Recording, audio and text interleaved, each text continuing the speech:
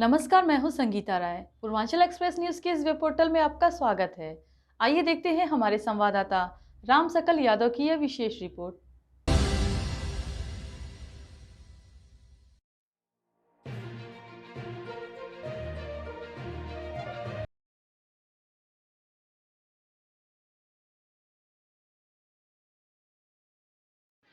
उत्तर प्रदेश के जल शक्ति मंत्री स्वतंत्र देव सिंह द्वारा बुधवार को सिंचाई एवं जल संसाधन विभाग से जुड़े विभिन्न विकास कार्यों की समीक्षा की गई एवं विभाग के नवनिर्मित बहुमंजिला भवन के साथ विभिन्न परियोजनाओं का लोकार्पण किया गया।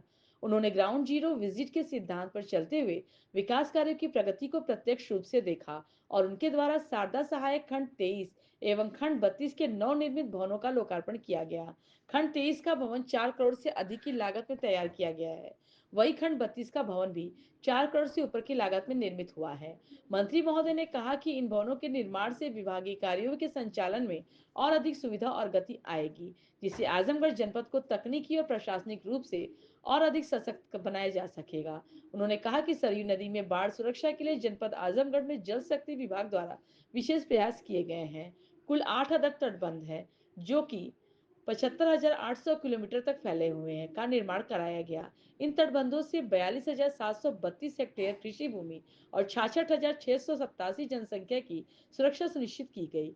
यह कार्य बाढ़ से होने वाले नुकसान को रोकने और ग्रामीण क्षेत्रों की आर्थिक सुरक्षा को बनाए रखने की दिशा में अत्यंत महत्वपूर्ण कदम है।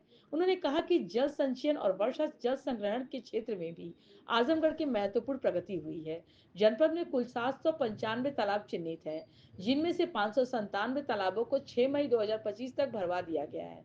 यह कार्य जल संरक्षण की दिशा में एक सशक्त पहल है, जिससे भूगर्भ जल स्तर के संतुलन में सुधार होगा और ग्रामीण क्षेत्रों में सिंचाई की सुविधा भी सुलभ होगी। उन्होंने कहा कि जनपद आजमगढ़ में जल शक्ति विभाग द्वारा वित्तीय वर्ष 2024-25 के अंतर्गत 10 परियोजनाएं पूर्ण की गई हैं, जिनकी कुल लागत 2021 लाख रुपए से अधिक है। इसके अतिरिक्त वित्तीय वर्ष 2025-26 के लिए 14 परियोजनाएं चल रही हैं, जिनकी कुल लागत 8,039 लाख रुपए से अधिक है। इन परियोजनाओं में जल संसाधन विकास, नहरों की मरम्मत, पंप हाउस उन्नयन, जल निकास तंत्र सुधार और ग्रामीण क्षेत्रों में सिंचाई क्षमता वृद्धि जैसे कार्य सम्मिलित हैं। इसके साथ ही उन्होंने विभागीय अधिकारियों के साथ निर्माणाधीन योजनाओं और परियोजनाओं की समीक्षा बैठक भी किया। बैठक में उन्होंने निर्देश दिए कि प्रदेश सरकार की प्राथमिकता है कि हर नागरिक को समय पर और स्थायी जल सुविधा मिले। उन्होंने निर्देश दिया कि बरसात से पहले सभी तटबंधों, नहरों, जलाशयों और ड्रेनेज की स्थिति दुरुस्त कर ली जाए। किसी भी तरह की लापरवाही बर्दाश्त नहीं की जाएगी।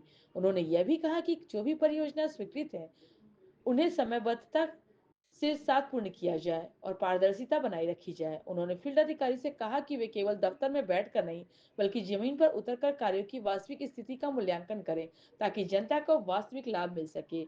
इस अवसर पर जिलाध्यक्ष भाजपा आजमगढ़ ध्रुव कुमार सिंह, जिलाध्यक्ष लालगंज अरविंद राजभर, सिंचाई विभाग के अधिकारीगण एवं संबंधित अधिकारीगण तथा अन्य जन प्रतिनिधिगण उपस्थित रहे। एक तो बाढ़ की हमारी जितनी भी परियोजनाएं हैं, पिछले 8 वर्षों से आदरणीय योगी जी के मुख्यमंत्री बनने के बाद 17 से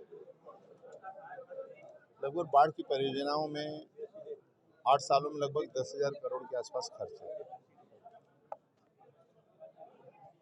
हम लोग लगभग 40 लाख हेक्टेयर भूमि सुरक्षित। इसी तरह भयंकर बाढ़ आया और समय से हम लोग परियोजना पूर्ण करते हैं। पिछले बार भी जुलाई में बाढ़ आ गया था प्रथम सप्ताह में, तो ये लक्ष्य रहता है कि जून तक हम लोग परियोजनाएं पूर्ण कर लें।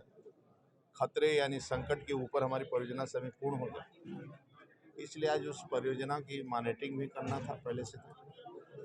और जो कार्यालय उद्घाटन हुआ, तो सिंचाई के लिए भी आजमगढ़ बहुत दूर पड़ जाता है, जहाँ से पानी आता है 500-600 किलोमीटर चलकर यहाँ तक पानी आता है। तो पानी का भूजल स्तर भी ठीक रहे, टेल तक पानी पहुँच जाए और सभी परियोजना हमारी जितने आदत है वह सभी परियोजनाएं पूर्ण हो जाएं, जिसके कारण आम जन को उसका लाभ मिले, खेती भी और जन हानि भी न हो। इसीलिए आज यहाँ पर मैं आया था। सर, दीवारा में क्या स्थिति है जो वहाँ से बाढ़ से निपटने के लिए हर साल वहाँ आती है, बाढ़ आती है?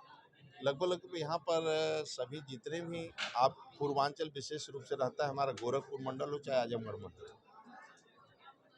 जब सरयू हमारी और गंगा एक साथ जाती है तो थोड़ा बलिया में ज़्यादा संकट खड़ा हो जाता है, दोनों पानी एक साथ मिलता है। अभी में गंगा जी की बाढ़ आ गया तो निकल गया बिहार की तरफ, और फिर बाद में सरयू में आता है तो कंट्रोल कर लेते हैं, लेकिन दोनों एक साथ आता है, एक साथ पानी पहुँचता है तो संकट खड़ा हो जाता है, क्योंकि 30-40 लाख तक क्यूसिक पानी कभी हो जाता है, 20 लाख। तो ये गंडक में इस बार भी 6 लाख क्यूसिक पानी निकाला। क्षमता नदियों का अपना रहता है, कुछ नदियों का उसका 2.5 लाख रहता है, कोई 45,000 रहता है, तो ये सब निकलता है। तो मैं पूरी बाढ़ किसी प्रकार के लोगों को डैमेज ना हो, जनहानि ना हो, इसके लिए इमरजेंसी भी हमारी व्यवस्था रहती है और बाढ़ के समय 24 घंटा सतर्क और मटेरियल भी पहले से एकत्रित कर लेते हैं। ऐसे कहीं संकट आता है और जो भी हमारी परियोजना है उसको मैं पूर्ण करता हूँ। सर, एयर स्ट्राइक आज पाकिस्तान पर हुई है, क्या कहेंगे, किस तरह से बदला लिया भारत? देखिए, आदरणीय मोदी जी के आने के बाद जिस प्रकार देश के बारे में लोग सोचते थे पहले 14 के पहले, यानी तिरंगा झंडा नहीं फहरेगा, भारत माता की जय नहीं होगी, एयर स्ट्राइक सर्जिकल स्ट्राइक के बाद और एक शांति का माहौल था श्रीनगर, धारा 370 धारा हटने के बाद एक शांति का था। कश्मीरी भी खुश थे और कश्मीर के लोग भी, और शांति से चल रहा था, व्यापार दुकान सभी का शांति से। लेकिन फिर भी पाकिस्तान जो आतंकवादियों को संरक्षण देता है, मानने को तैयार नहीं है। संयुक्त राष्ट्र से लेकर सब लोग आलोचना करते हैं, लेकिन मानने को तैयार नहीं रहता है और आतंकवादियों को हिंदुस्तान में भेजते रहते हैं। तो इस प्रकार का जिस प्रकार आज रात में स्ट्राइक हुआ है आदरणीय मोदी जी की देख रेख में, क्योंकि जब एक घटना घटित होती है तो आदरणीय मोदी जी को नींद नहीं आती।